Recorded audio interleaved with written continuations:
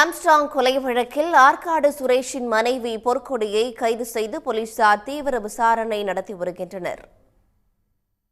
சென்னை புளியந்தோப்பைச் சேர்ந்த பிரபல கூலிப்படை கும்பல் தலைவன் ஆற்காடு சுரேஷ் கடந்த ஆண்டு ஆகஸ்ட் 18ஆம் தேதி கொலை செய்யப்பட்டார்.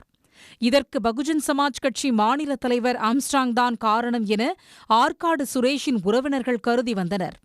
இந்த நிலையில் சுரேஷின் பிறந்த நாளான கடந்த ஜூலை 5ஆம் தேதி ஆம்ஸ்ட்ராங் வெட்டி கொல்லப்பட்டார்.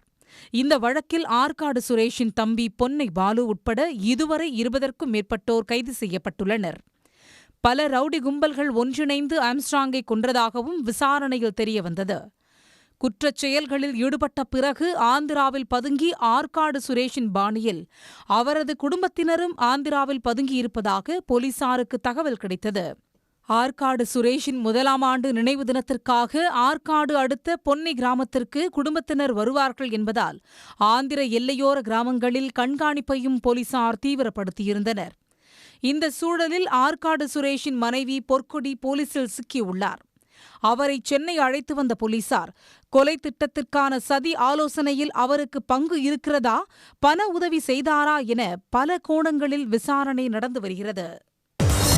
உள்ளூர் செய்திகள் முதல் உலக செய்திகள் வரை உங்களைச் சுற்றி நடக்கும் எல்லா செய்திகளையும் நொடிக்கு நொடி அறிந்து கொள்ள சன் நியூஸ் வாட்ஸ்அப் சேனலை ஃபாலோ செய்யுங்கள்.